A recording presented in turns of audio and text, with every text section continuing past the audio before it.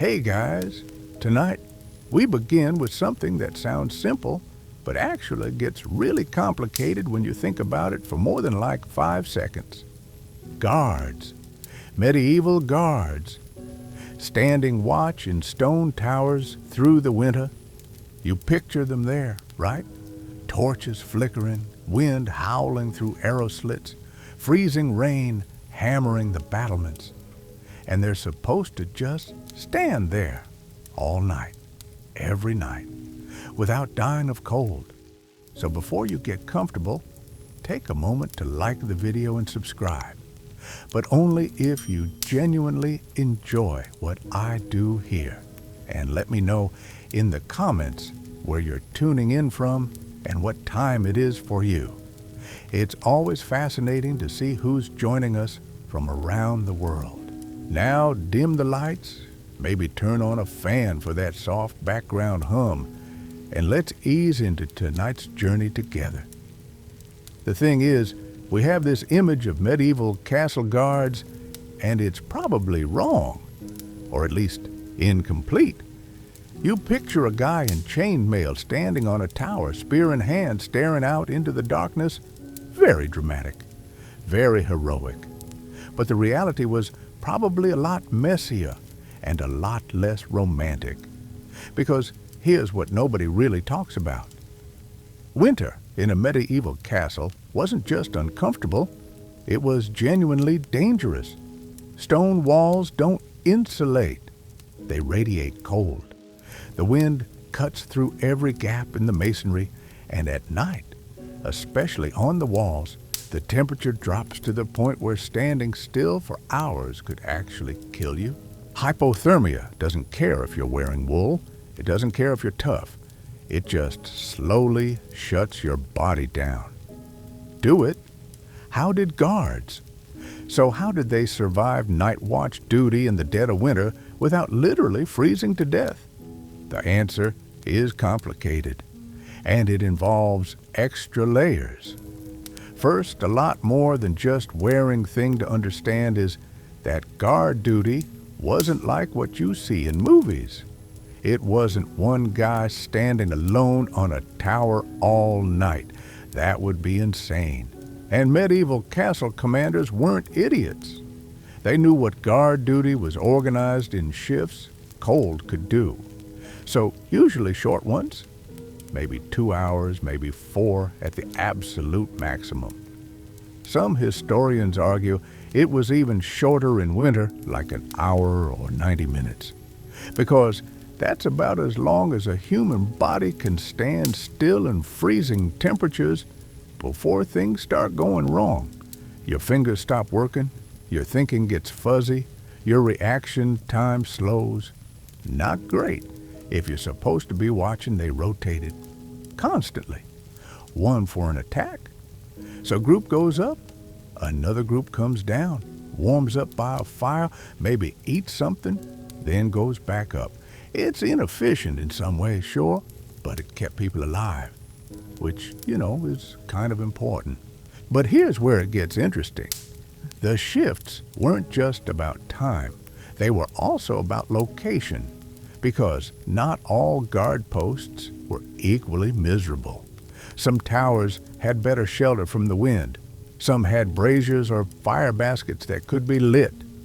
Some were just naturally less exposed, so commanders would rotate guards not just through time, but through space.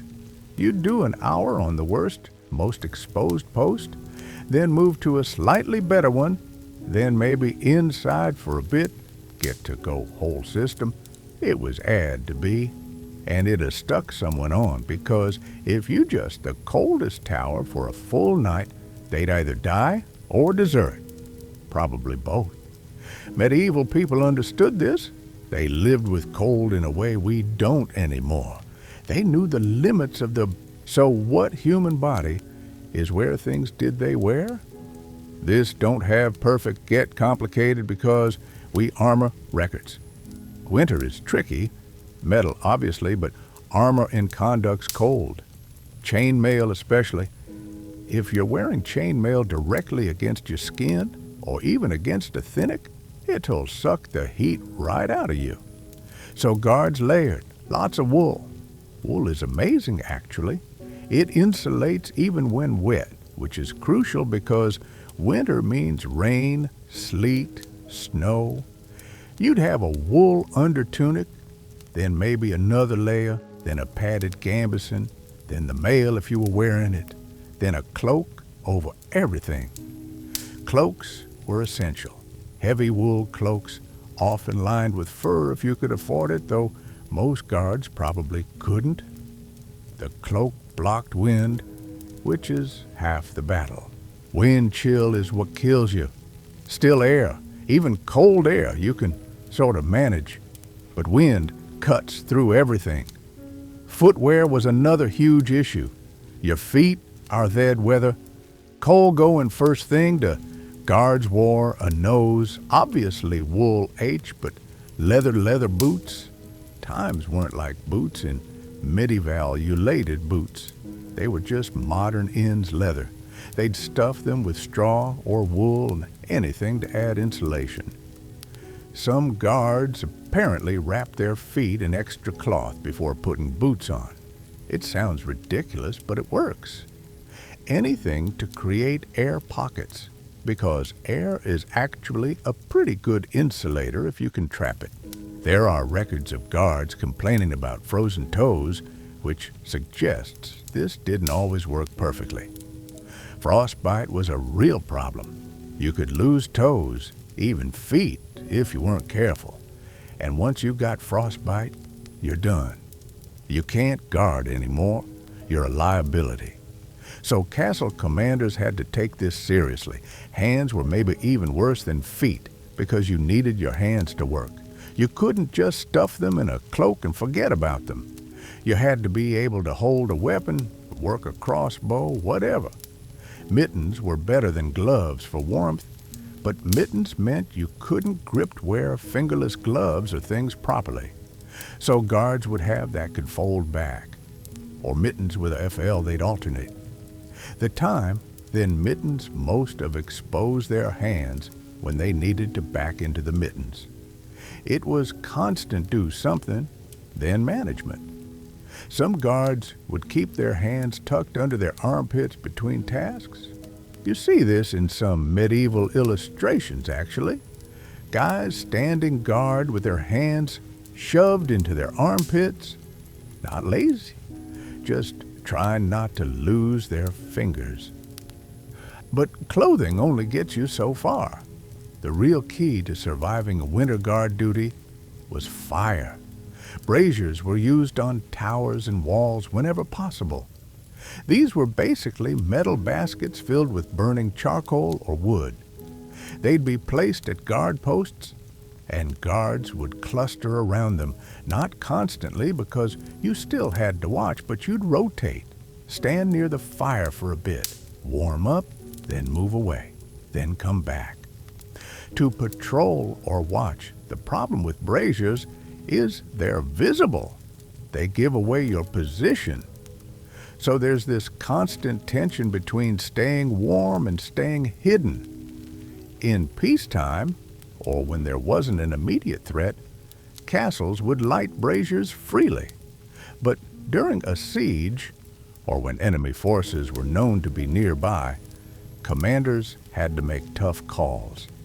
Light the brazier and keep your guards functional but visible, or leave it dark and risk your guards becoming too cold to fight effectively. Some into them, little towers had small rooms built inside to warm up. These might have chambers where guards could duck small hearth, just enough to keep a fire going. Guards would rotate through these rooms. A few minutes inside, warm up, then back out to the wall. It wasn't comfortable, barely big enough for two, or these rooms were tiny, 3 people, and they were smoky because medieval chimneys weren't great. But they were warmer than being outside, and that's what mattered. Not every tower had these, though. Smaller castles or older ones might not have any indoor shelter for guards at all. In those cases, guards just had to tough it out with cloaks and braziers and hope they didn't freeze. Food played a role too, which makes sense when you think about it. Your body generates heat by burning calories. If you're standing in the cold all night, you're burning through energy fast, so guards on night duty would be fed more than usual, hot food especially, soup, stew, porridge, anything warm. There are records of castles providing ale or wine to guards on winter nights. Not enough to get drunk, obviously, but enough to warm them from the inside. Alcohol doesn't actually make you warmer, of course. It just makes you feel warmer by dilating blood vessels. But the psychological effect mattered. A warm drink in your belly made the cold slightly more bearable. And Mo guards who felt really mattered, cared for, were less likely to slack off or desert. Movement was another key strategy. Standing perfectly still in sentence, your blood stops circulating properly, the cold is a death. Your muscles stiffen, your core temperature drops. So guards were encouraged, even required, to keep moving, pacing back and forth along the wall, doing small exercises, stamping their feet, swinging their arms. It probably looked ridiculous, but it kept blood flowing. Some medieval military manuals actually mention this. They tell commanders to make sure guards stay active during watch. It wasn't about discipline. It was about survival. A guard who stops moving in winter is a guard who's about to become useless or dead. There's also the question of how many guards were actually posted in winter. Some historians think castles reduced the number of guards on duty during the coldest months, concentrating them at key points rather than spreading them thin across every wall. This makes sense. Fewer guards means you can keep them warmer and better fed. And in winter, the chances of an attack were lower anyway. Medieval armies didn't campaign in winter if they could avoid it. Roads were bad, supplies were scarce, troops got sick. So castles could afford to scale back their defenses a bit. Not completely, obviously. You still needed to watch for bandits, raiders, or opportunistic enemies. But a full defensive stance wasn't always necessary. This probably varied a lot depending on location and politics. A castle on a contested border might stay fully manned all winter. A castle in peaceful territory might not. Now, let's talk about the worst-case scenario. What happened? Start to freeze. If a guard actually diarrhea, which medieval people definitely recognized, showed signs of hypothermia, even if they didn't call it that, they'd be pulled off duty immediately. Hypothermia progresses in stages. First you shiver uncontrollably, then you stop shivering, which is actually a bad sign because it means your body is given up. Your speech slurs. You get confused. You start making bad decisions. Eventually, you lose consciousness and die. Medieval guards would have seen this happen. They knew the signs, so if someone started acting strange, they'd get pulled inside, warmed up by a fire, given hot food and drink, wrapped in blankets. Sometimes this worked. Sometimes it didn't.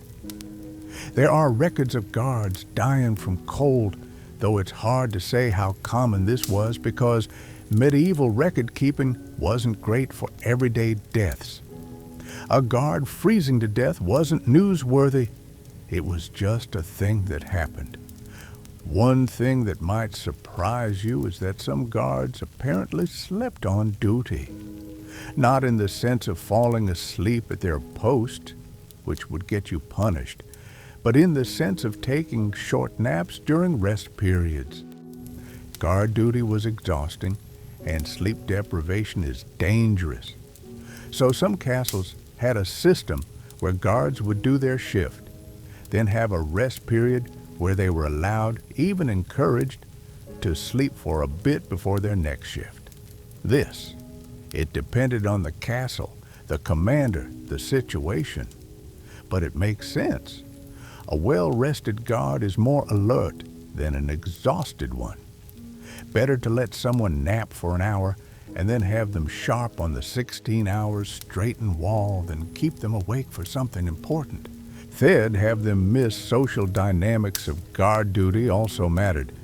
Guards weren't isolated. They worked in groups, even small ones. 2 or 3 people on a tower, maybe more on a busy oaked around. They complained night, and they talked to each other. They jayed about the cold. This wasn't just passing time. It was a survival strategy. Talking keeps you alert, mind active. And it means someone else is watching to make sure you don't freeze, ring your words, or acting confused. Your if you start slur partner notices and gets you inside. Medieval guards probably formed tight bonds because of this. You're literally trusting someone else to keep you alive through the night. That creates camaraderie. And honestly, the fact that we don't have tons of records of guards dying from cold suggests they figured this out pretty well. Medieval people weren't stupid. They lived in a world without central heating, without modern insulation, without synthetic fabrics. They understood cold intimately. They knew how to manage it. So the systems they developed, the layered clothing, the short shifts, the braziers, the rotation through warm, all of that rooms, worked well enough to keep people alive. Not comfortable, maybe, but alive. Which is really the baseline goal for guard duty. Stay alive, stay alert, and don't let anyone sneak in while you're distracted by your frozen toes. So that the picture's part of. Guards survived winter nights through a combination of clothing, fire, food, movement, and social systems. But there's more to this story, because what I've described so far is the ideal situation. A well-run castle with enough resources to take care of its guards properly. But not every castle was well run. Not every castle had enough firewood or food or even guards. Some places were barely hanging on, especially during times of war or famine. And in those situations, things got a lot harder. Guards had to make do with less. They improvised, they took risks, and sometimes they just suffered through it because there was no other choice. That's what we're going to look at next. The messy reality of guard duty when everything wasn't going according to plan. So let's talk about when things went wrong. Because the systems I described, the layered clothing, the braziers, the rotation schedules, all of that assumes a castle that's functioning properly.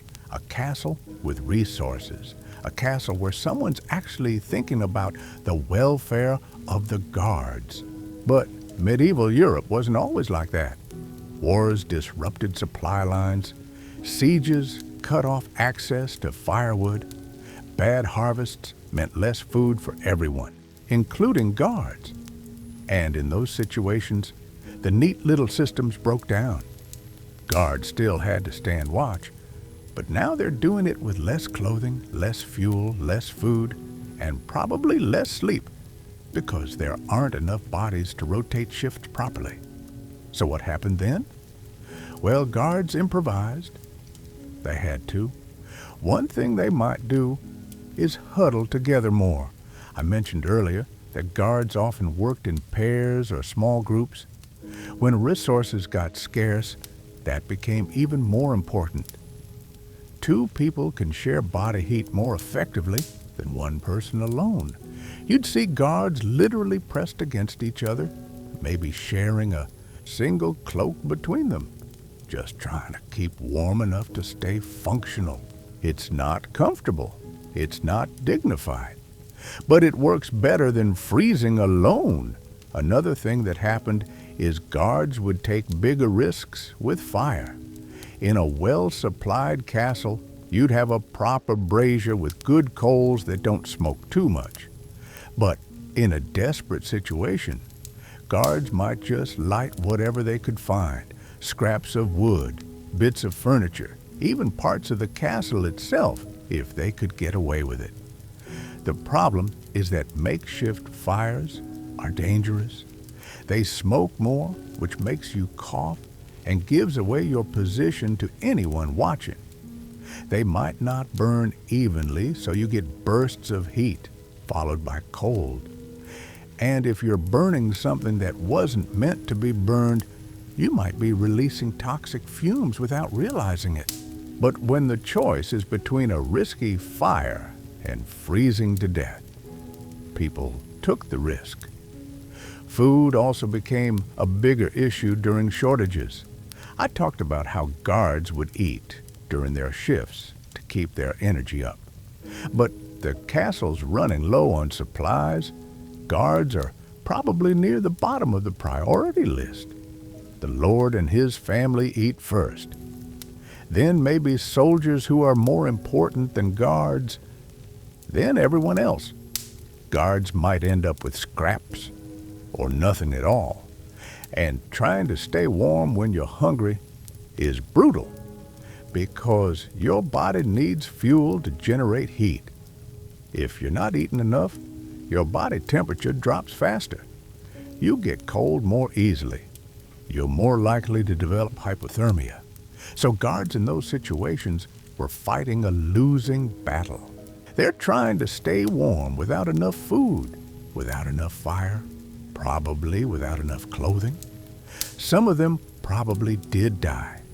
We just don't have records of it because individual guards weren't important enough to write about. Another problem during shortages is that guards might not get rotated properly. In a normal situation, you do your shift, then go inside and warm up.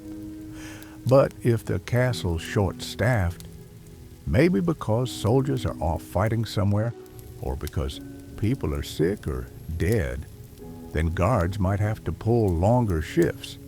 Instead of 2 hours on the wall, maybe 6. Or maybe you're just out, it's 4 hours. Or there until someone remembers to relieve you, which could be a long time. And the longer you're exposed to cold, the more dangerous it gets.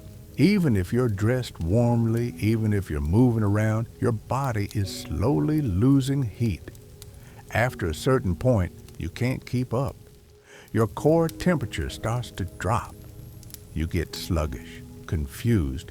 Your judgment gets bad. And if nobody notices, you could die out there. There are probably cases where guards were found frozen at their posts. But again, we don't have detailed records. One thing that might have helped in these situations is alcohol. I mentioned earlier that guards sometimes drank during their shifts. In a normal situation, that might be frowned upon or carefully controlled. But during a crisis, commanders might actually encourage it. Alcohol doesn't actually warm you up, that's a myth, but it does make you feel warmer because it dilates your blood vessels near your skin. And more importantly, it dulls your awareness of discomfort. If you're cold and miserable, a drink makes you care less. It's not a great solution because alcohol also impairs your judgment and makes you more likely to take stupid risks. But in a desperate situation, keeping morale up might be more important than keeping everyone perfectly sober. Guards who feel a little better, even if it's artificial, might do their jobs more effectively than guards who are utterly miserable. The social dynamics probably got more intense during hard times too. When things are going well, guards can afford to be a bit more distant from each other. You do your job, you're polite, but you don't necessarily form deep bonds. But when you're all suffering together, trying to survive on minimal resources, those bonds get stronger. You rely on your fellow guards not just to stay alert, but to share warmth, to share food if anyone has extra spirits up. There's a reason to keep each other. Soldiers often talk about the camaraderie of hardship. Shared suffering creates connection. Guards in a poorly supplied castle probably developed a strong sense of us against the world, us against the cold, against the hunger, against the commanders who weren't taking care of them. That could create loyalty among the guards themselves, which is valuable. But it could also create resentment toward the castle's leadership, which is dangerous. If guards feel like they're being treated as expendable, they might not be as motivated to actually guard anything. They might slack off, or even worse, they might be open to bribery or betrayal. An enemy who offers them warmth, food, and better conditions might start to look pretty appealing. So the breakdown of the support systems didn't just make guards uncomfortable, it made the entire castle less secure.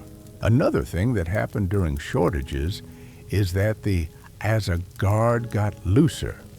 In normal definition of who counts times, guards are trained soldiers, or at least experienced men-at-arms.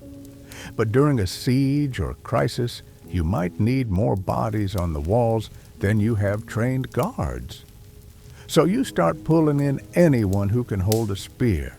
Servants, craftsmen, even peasants from the surrounding area if they've taken refuge in the castle. These people aren't trained for guard duty. They don't know how to stay warm effectively. They don't know the tricks, the techniques that experienced guards use, so they suffer more. They're more likely to get frostbite, more likely to get sick, more likely to just collapse from exhaustion and cold. And that makes the whole system less effective because now you have to take care of these people, pull them off duty, maybe even watch them die, which is bad for morale all around. There's also the question of what happens when guards do freeze or get too sick to work. In a well-run castle, there'd be some kind of medical care. Maybe not great by modern standards, but at least someone who knows how to treat frostbite or hypothermia. You'd warm them up gradually, give them food and drink, let them recover. But in a castle that's already struggling, there might not be resources for that. A guard who can't work anymore might just be left to fend for himself. Or worse, he might be seen as a burden and thrown out of the castle entirely. That sounds harsh, but medieval warfare was harsh. Commanders had to make brutal choices about who was worth keeping alive. So guards in those situations knew that if they couldn't do their job, they were disposable. That's a terrifying thing to live with. It probably made guards push themselves harder than they should, trying to stay on duty even when they were dangerously cold or sick. Because stopping meant risking their lives in a different way. And speaking of terrifying, there's the psychological aspect of all this. Standing guard on a freezing winter night is bad enough when you're well-fed, well-clothed, and well-rested. But when you're hungry, cold, exhausted, and scared that you might not survive the night, it becomes a kind of torture. You're standing there in the dark, and every minute feels like an hour. Your body is screaming at you to find warmth, to find shelter, but you can't because you'll be punished or killed if you abandon your post. So you just endure. You count the seconds. You try to distract yourself. Maybe you pray. If you're religious, maybe you think about home, about people you love, about anything other than how cold you are. But it's hard to think about anything else when your fingers are numb and Your face hurts from the wind, and you can't feel your toes anymore. Some guards probably broke under that pressure. They might have hallucinated from exhaustion and cold. They might have started talking to themselves or seeing things that weren't there. They might have just walked away from their post, not even caring about the consequences anymore. And if that happened during a siege or an attack, it could be disastrous. One guard abandoning his post might create a weak point that the enemy could exploit. Or it might cause panic among the other guards, who start to wonder if they should leave too.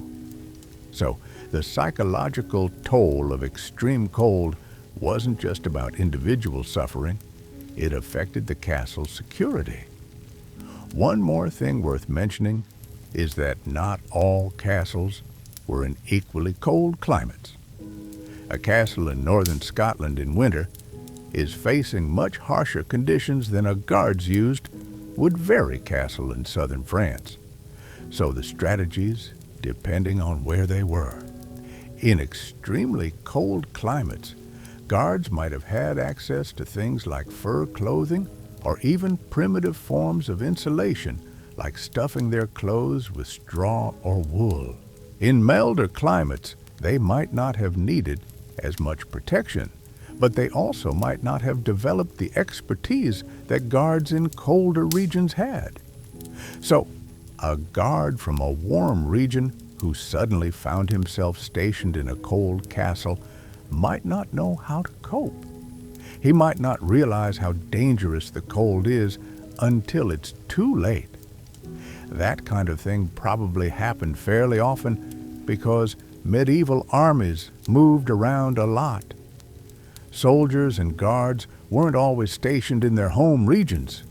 You could be from the south and end up guarding a castle in the north, and nobody might think to teach you the survival skills you'd need. So you'd have to figure it out on your own, which is dangerous. This is getting pretty no. But that grim eyes the reality of what guards faced when things went wrong. The systems that worked in normal times broke down. Resources disappeared. Support vanished. And guards were left to survive as best they could. Some of them made it through, some of them didn't. And the ones who did survive probably carried the trauma of those experiences for the rest of their lives. But here's the thing. Even in these desperate situations, guards kept doing their jobs. They kept standing watch. They kept trying to protect the castle even when the castle wasn't protecting them. That's something worth thinking about. These weren't heroes in the traditional sense. They weren't knights in shining armor. They were ordinary people doing a miserable, dangerous job because they had to. And somehow, a lot of them survived. Which brings us to the next question. What shift ended? How happened after the night? Did guards recover from a night of freezing on the walls? That's what we need to look at next. The aftermath of guard duty and how it affected people's bodies and lives over time. So, when the shift ended, what happened next? You'd think maybe guards got to go somewhere warm, rest up, recover, but that's not really how it worked. The end of a shift didn't mean the end of suffering. It meant a different kind of suffering, basically, because your body doesn't just bounce back from hours of freezing. It takes time. And in a medieval castle, time wasn't really something you had a lot of. Let's say you've been standing on a wall for 6 hours, maybe 8, maybe longer if things went badly. Your feet are numb, your hands barely work. Your whole body is shaking so hard you can't control it. You're relieved when someone finally comes to relieve you, obviously, but walking down from the wall is harder than you'd think. Your legs don't bend right. Your joints are stiff. You might actually fall on the stairs because your feet can't feel the steps. Guards probably injured themselves more often during shift changes than anyone talks about. Twisted ankles, pulled muscles, maybe worse. And then you get inside. Finally. But being inside doesn't fix you immediately. Your body is still in survival mode. Your blood vessels are constricted. Your core temperature is low. You need to warm up slowly, not quickly. If you warm up too fast, you could actually make things worse. There's a condition called afterdrop, where your core temperature keeps falling even after you've left the cold. It happens because cold blood from your extremities starts flowing back to your core once you warm up.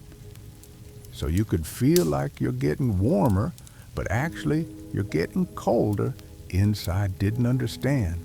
Medieval people, probably the science of this, have noticed that guards sometimes, obviously, but they might collapsed after coming inside, or that guards who rushed to warm themselves by a fire sometimes felt worse instead of better. So maybe there were rules about it. Maybe experienced guards knew to warm up gradually. Sit near the fire, but not too close. Drink something warm, but not too hot. Let your body adjust slowly. But here's the problem. Even if guards knew to do that, they might. Because after your shift ended, you still not have had time, had other duties. You might need to report to your commander. You might need to help with other tasks around the castle. You might need to eat. Was food available? And if all of this is happening while your body is still trying to recover from the cold, so you're stumbling around, half frozen, trying to do your job while your hands shake and your feet don't work right. Sleep was supposed to be the answer, probably. After your shift, you try to sleep, but sleeping when you're that cold is hard. Your body keeps shivering. Your muscles are tense. You can't relax. And even if you do fall asleep, you might wake up and jolts you awake. So the few minutes, because the shivful, it's broken sleep you get isn't rest up almost as in shallow, you wake, and where are you sleeping tired as you were before? Maybe in a barracks, if the castle has one. Maybe just in a corner somewhere. The sleeping arrangements for guards weren't exactly luxurious. You might have a straw mattress, you might have a blanket, but you probably don't have a heated room. You're still cold, just less cold than you were outside. So your body never really gets a chance to fully recover before it's time for your next shift. Over time, this takes a toll. Guards who did this night after night, week after week, probably developed chronic problems, joint pain, respiratory issues from breathing cold air constantly, frostbite that never fully healed. They're raking.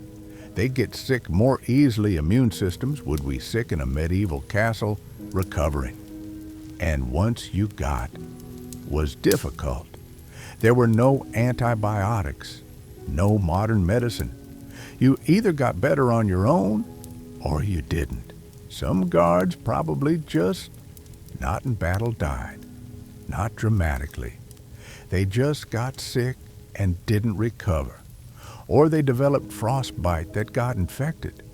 Or their body just gave out from the constant stress and cold. And nobody would record that. Nobody would write down that a guard died from complications related to cold exposure. He'd just be gone, replaced by someone else. The system kept going. But let's say you survived. Let's say you were tough enough or lucky enough to make it through winter after winter. What did that do to you long term? Well, you probably have permanent damage. Your fingers and toes might not work as well as they used to. You might have nerve damage from repeated frostbite. Your joints might ache constantly, especially in cold weather. You might have a chronic cough from all those nights breathing freezing air. And mentally, you'd probably be changed too. Standing on a wall night after night, freezing, knowing you might die. That does something to a person. You'd become harder, less sensitive to discomfort, but also maybe more prone to despair. Because what's the point of enduring all that suffering if your reward is just more suffering? Guards who survived probably developed a kind of grim fatalism. You do your duty because you have to, not because you expect anything good to come from it. There's also the social aspect. Guards who went through this together probably formed strong bonds. When you've stood next to someone on a freezing wall, both of you trying not to die, you develop a certain connection. You trust each other in hard to explain. So a way that's guard units might have been very tight-knit. They looked out for each other, shared resources, covered for each other when someone was too sick or exhausted to stand watch. But that also meant losing someone. If Hithar, a guard you'd been standing next to for months, suddenly died, that affected you. And there was no therapy, no counseling. You just had to deal with it and keep going. Maybe you drank more. Maybe you became more withdrawn. Maybe you just pushed it down and tried not to think about it. Medieval people were probably very good at not thinking about things. Now let's talk about something else. Rotation. How long did guards typically serve before they got rotated out? Well, it varied a lot. In some castles, guards might serve, then get replaced. In others, you for a few months and might be stuck there for years. It depended on the Lord's resources and priorities. If he had a lot of men, he could afford to rotate guards frequently. If he didn't, you were there until you dropped. And rotation didn't necessarily mean you went somewhere better. Maybe you got rotated to a different castle. Maybe that castle was colder. Maybe it was under siege. You never knew. So guards probably lived with constant uncertainty. You never knew if your situation was about to get better or worse. There's also the question of age. How old were most guards? Probably pretty young.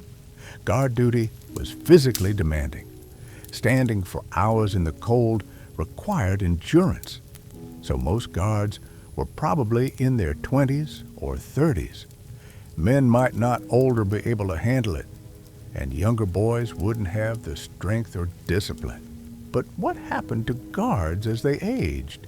Did they get easier assignments? Maybe. In some cases, experiencers or supervisors. Guards might become trained, still be part of the castle garrison, but they wouldn't have to stand on the walls was for the younger men. But every night, that not every castle could afford to keep older guards in less demanding roles. Some lords might just dismiss guards when they got too old to be useful. And then what? You'd spent your whole life serving, and now you're cast out with nothing. This is getting depressing again. But it's important to understand the reality. Being a guard wasn't a career path that led to comfort and security. It was a horror ended badly. The one's life that often who survived were tough, or lucky, or both. All right, let's shift gears slightly. Let's talk about the few guards who actually did well for themselves, because it wasn't all doom and gloom. Some guards rose through the ranks. They proved themselves reliable, competent, brave. They caught the attention of their lord, and maybe they got promoted, became a sergeant, a captain, maybe even a minor knight if they were really exceptional. For those men, the suffering was worth it. Sort of. They endured the freezing nights and the misery because it led somewhere. But they were the exception, not the rule. Most guards stayed guards. They did their duty and got nothing for it except survival. And even that wasn't guaranteed. There's something almost noble about that, though. These men weren't heroes. They weren't fighting epic battles. They were just standing on walls, freezing, doing a job nobody doing it wanted to do. And they kept night after night. That takes a certain kind of strength, though. That helped. But mental strength. The not physical strength. Ability to endure pointless suffering without breaking. Maybe that's the real answer to how guards survived. Not through clever tricks or special equipment, but through sheer stubbornness. They survived because they refused to give up. Even when their bodies were failing, even when they wanted to quit. They stood on those walls because someone had to, and they were the ones who had been told to do it. So that's basically it. That's how guards survived freezing nights in medieval castles. Through layers of wool, short shifts, braziers when they could get them, constant movement, and a lot of just toughing it out. The systems worked well enough when castles were well supplied. When they weren't, guards suffered more. But somehow a lot of them still made it through. They endured because they had to. Because refusing meant punishment or death. And because humans are surprisingly good at surviving things that should kill them. These weren't the heroes you read about in stories.